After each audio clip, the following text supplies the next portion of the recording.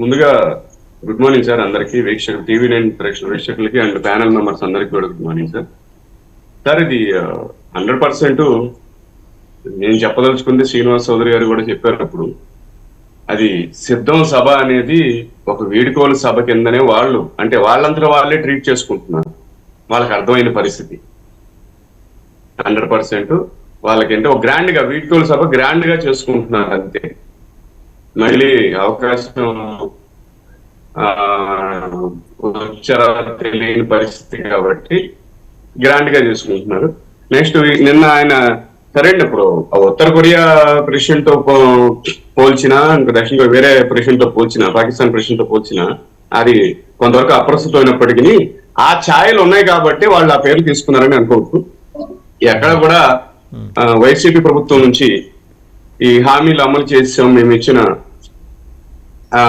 హామీలన్నీ కూడా 99.99% హామీలు చేసామంటే ఏదైనా ఒక 10 హామీలు ఇచ్చి అందులో ఒకటి మిస్ అయితే 99% అంటారు కానీ సార్ 9 మిస్ అయితే 99% అంటారు. మరి ఆయన క్యాలిక్యులేషన్ పక్కన ఉండే వాళ్ళు ఎలా చెప్తున్నారో అర్థం కావట్లేదు.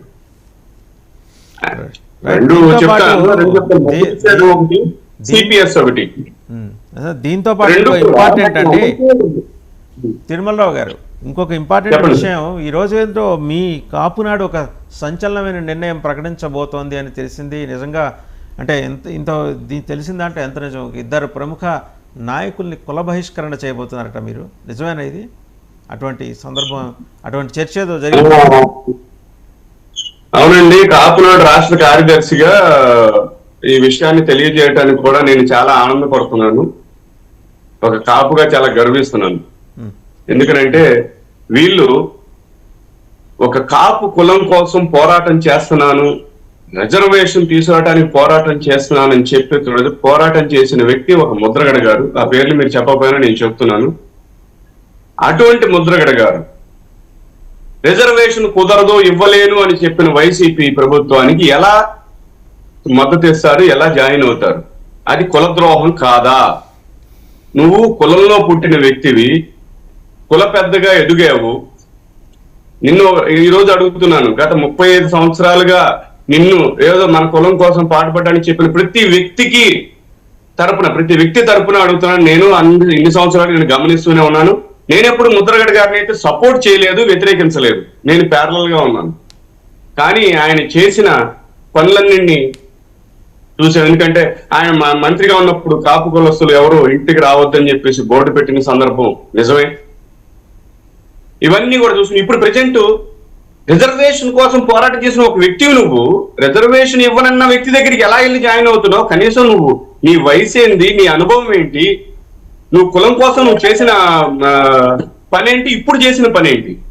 అది 100% కులద్రోహం. అలాగే హరిరామ జోగయ్య గారు, ఈ హరిరామ జోగయ్య గారి సంక్షేమ సేన పెట్టిందే వైసీపీ డైరెక్షన్ లో అని చెప్పేసి మొన్న రుజువు చేసేసుకున్నారు. వాళ్ళు ఏం చేసినారంటే ఈ ఎవరైతే ముఖ్యులు ఉన్నారో వాళ్ళని పట్టుకున్నారు. ఎందుకంటే మొదటి నుంచి హరిరామ జోగయ్య కులద్రోహే. ఆయన కులానికి ఏ పని చేయలేదు, మంత్రిగా ఉన్నప్పుడు చేయలేదు. కనీసం ముద్రగడ గారిని ఏదో ఓటో 2 పనులు చేశారేమో తెలియకుండా నాకు తెలియదు, కానీ హరిరామ జోగయ్య గారు అసలేమీ చేయలేదు. అలాగే ఆయన కొడుకు వెళ్ళిపోయి వైసీపీలో జాయిన్ అయిపోయినాడు. కాపు సంక్షేమ సేన పేరుతో జన సైనికులందరినీ ఆకర్షించి ఇదే నా బలం దొంగ బలాన్ని చూపించుకున్న వ్యక్తి హరిరామ జోగయ్య గారు. ఈ రోజు ఆ వయసులో ఇంతటి అవమానం ఎటువంటి రాజకీయ నాయకుడికి, అది టీడీపీ కావచ్చు, వైసీపీ కావచ్చు, బీజేపీ కావచ్చు, ఇంకే ఇతర పార్టీలు కావచ్చు, హరిరామ జోగయ్య గారి మీద ఉన్నంత వ్యతిరేకత, అంత అసహ్యం ప్రజల్లో ఎటువంటి నాయకుడికి రాదు, ఇంతకుముందు రాలేదు, ఇకపై రాబోదు.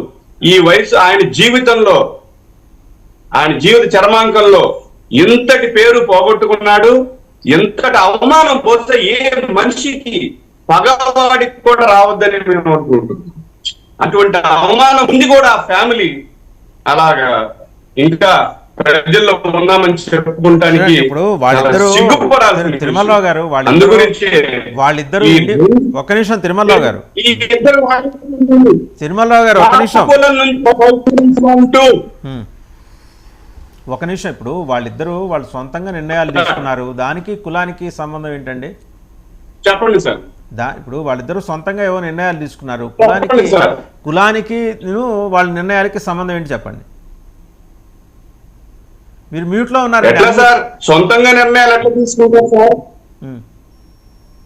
ప్రతిదీ కులం పేరుతో మాట్లాడారండి సార్, ప్రతిదీ కులం పేరుతో మాట్లాడారండి. మేము కులం కోసం అని చెప్పారండి, మేము కులం కోసం అని చెప్పారండి, కులం కోసం అని చెప్పారండి, కుల అభివృద్ధి కోసం అని చెప్పారండి, కాపు కుల వ్యక్తి ముఖ్యమంత్రి కావడం కోసం అని చెప్పారండి.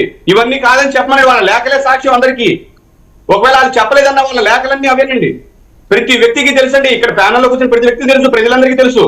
ఇటువంటి వ్యక్తుల్ని ఇప్పుడు కాపు సమాజం మా కాపునాడు ఆఫీస్ కి కేంద్ర ఆఫీస్ విజయవాడ కేంద్ర కార్యాలయానికి విపరీతమైన ఫోన్లు వచ్చి కూర్చుంటున్నారు. సార్ ఇటువంటి వ్యక్తుల్లా మేము ఇప్పుడు మమ్మల్ని క్షమించండి సార్, మేము కొంతమంది కొన్ని సందర్భాల్లో కొంతమంది మేము వ్యతిరేకించాం, తప్పని తెలుసుకున్నాం, వీళ్ళిద్దరిని కుల బహిష్కరణ చేస్తే బాగుంటుంది సార్ అని చెప్పేసి